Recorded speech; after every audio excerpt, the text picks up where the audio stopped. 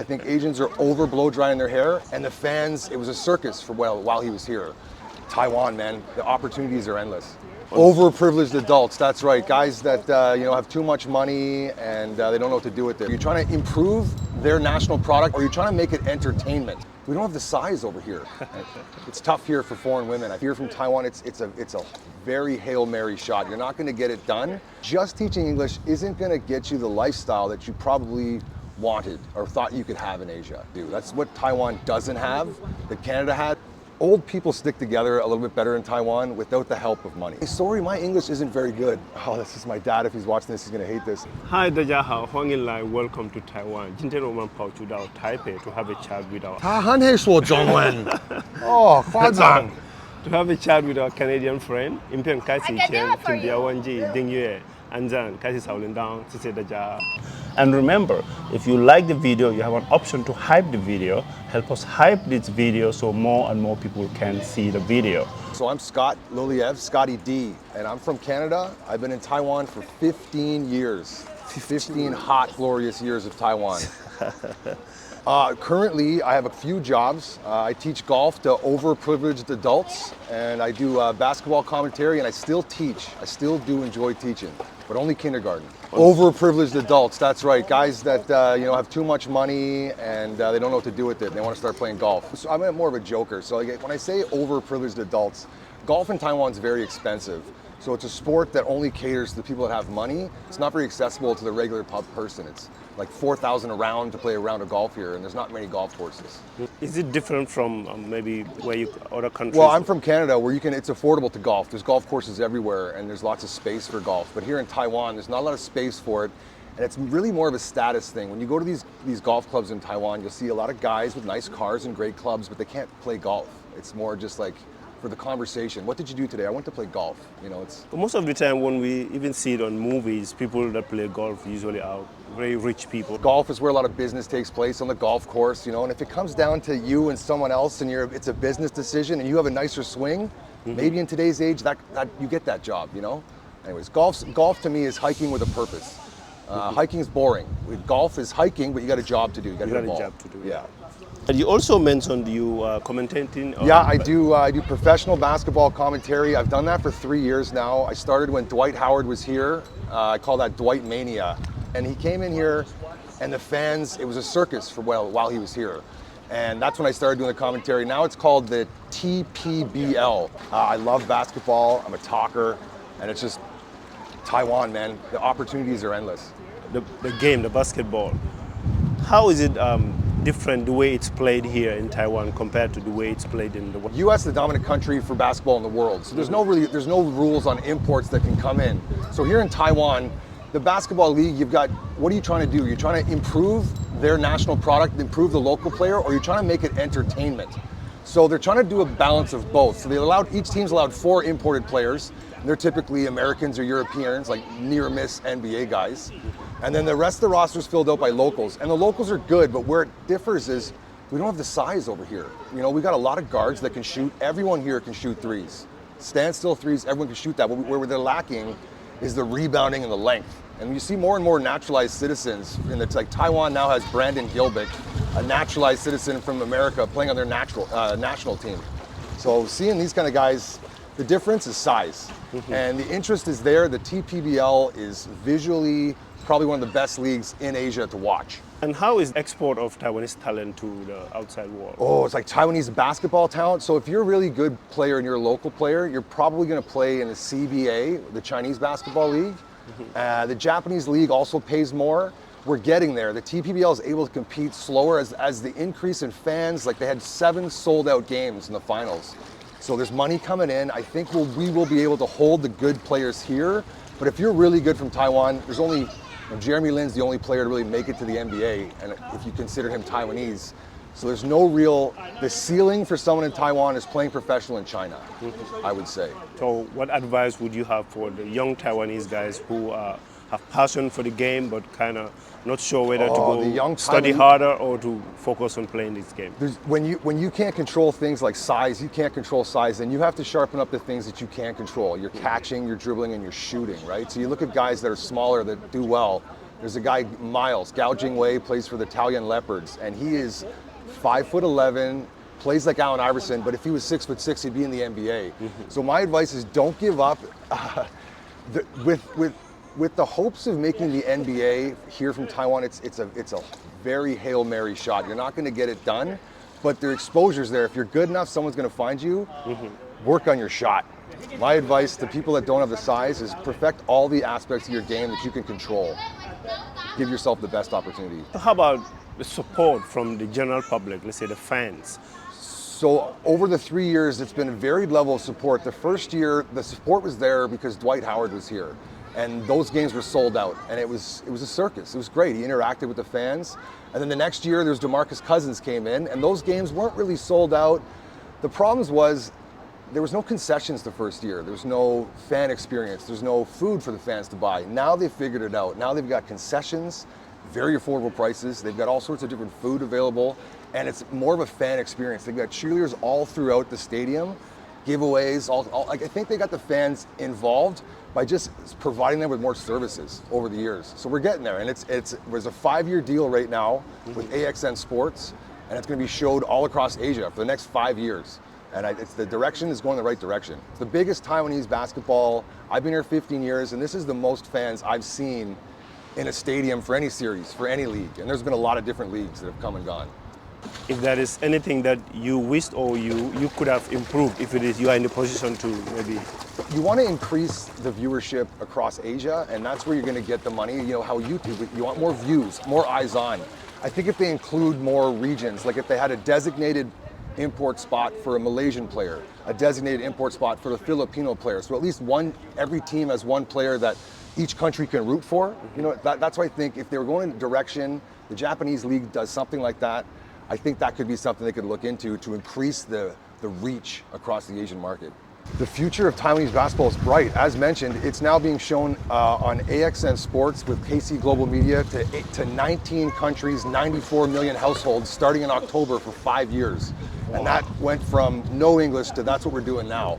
And so the future of Taiwanese basketball for the next 5 years is bright. Beyond that, it's building towards something that I could see sustainable and maybe not have so many leagues wash through, because we've had a lot of leagues come and go. But I think the TPBL is here to stay.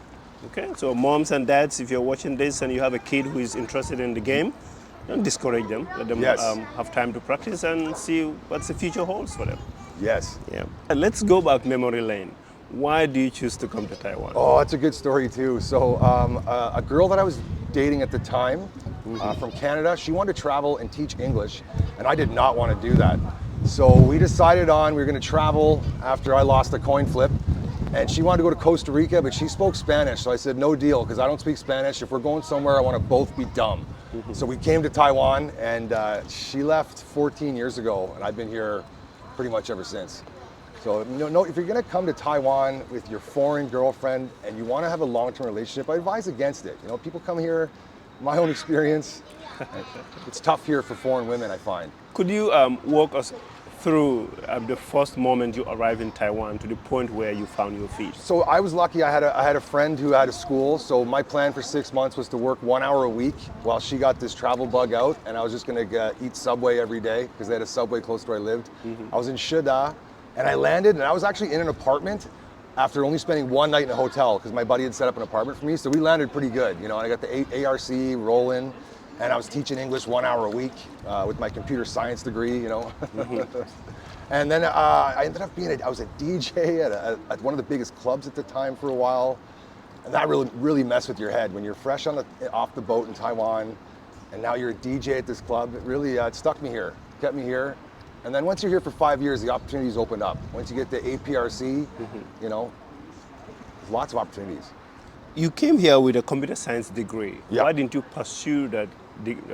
People that have computer science degrees and work in the field in my area here, the salaries are very low in Taiwan. So it's very difficult for them to even compete with what I'm able to do teaching golf and doing different odd jobs and stuff like that. I wanted to make computer games, and that's why I took computer science. And then at the end of it, I didn't want to program them. I just wanted to test them. So basketball got me through college. I graduated with a computer science degree, but I don't like working with computers.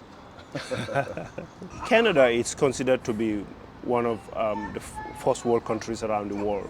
Why would a Canadian leave Canada to come and live in Taiwan? Oh, maybe they got osteoporosis and their bones can't handle the cold. I mean, first of all, I don't like, winter, when I grew up in Canada, I just thought that was part of life. You know, for 3 months a year, you kind of stay home, it's too cold to go out, and that's just normal. And then when I first came here and I went through a whole year of not dealing with winter, I realized that I don't like winter.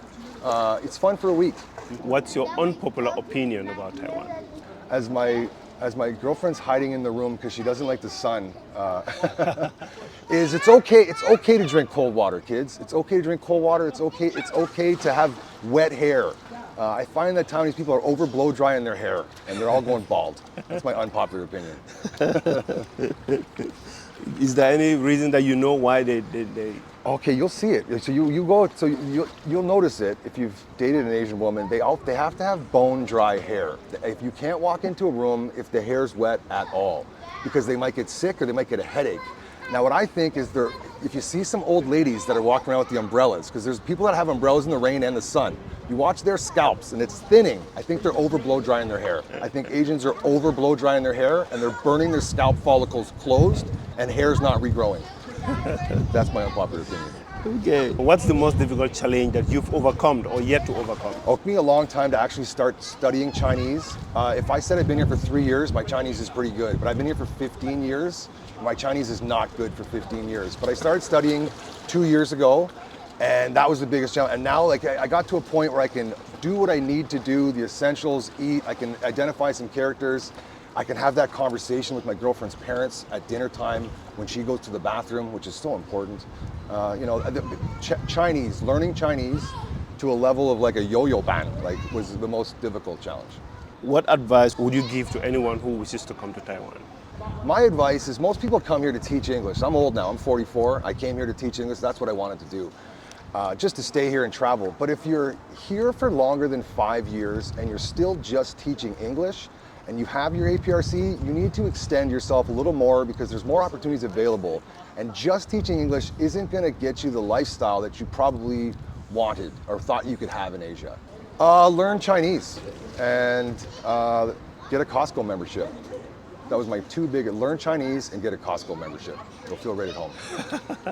If you are to change anything in Taiwan, what would it be?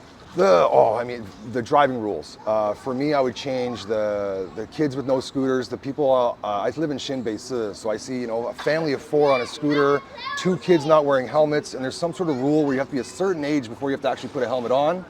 I would change that.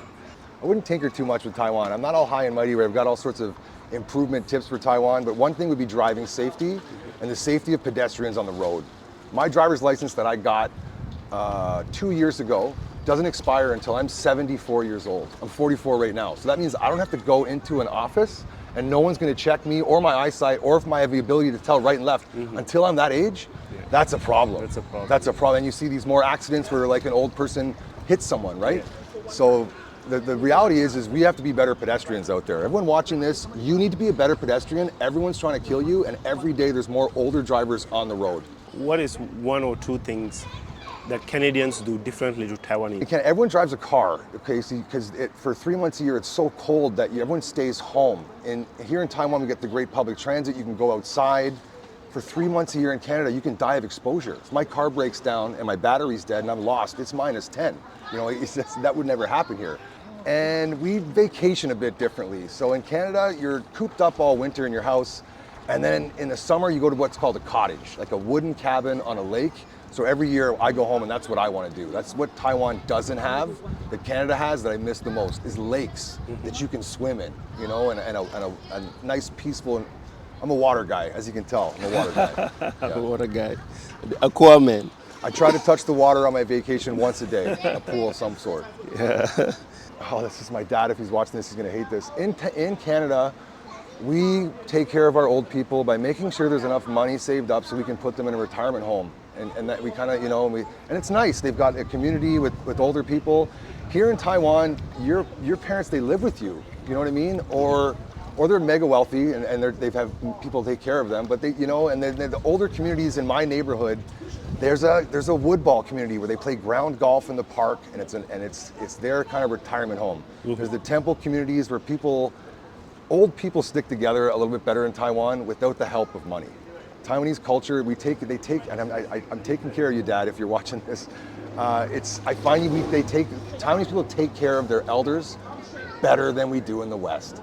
You know, like they live with you in their later years, and that's just normal. Do you have anything else to tell Taiwanese people? You walk around in Taiwan, and some people will come up to you and they'll say, sorry, you'll ask them a question in English, and they'll say, sorry, my English isn't very good. Now, we're in Taiwan. If I reverse that, and I'm in Canada walking through Chinatown, we have a Chinatown, and walking through Chinatown, and I'm not going to say, oh, 不好意思, 我的中文不好. I'm going to speak to this person in English. People in Taiwan, you're so friendly almost to a fault, and I appreciate each and every one of you. Thank you very much for giving us your time and sharing your life experience in Taiwan, and hope you continue to enjoy your life here in Taiwan. Go out and watch TPBL basketball, guys. Best basketball in my time in Taiwan.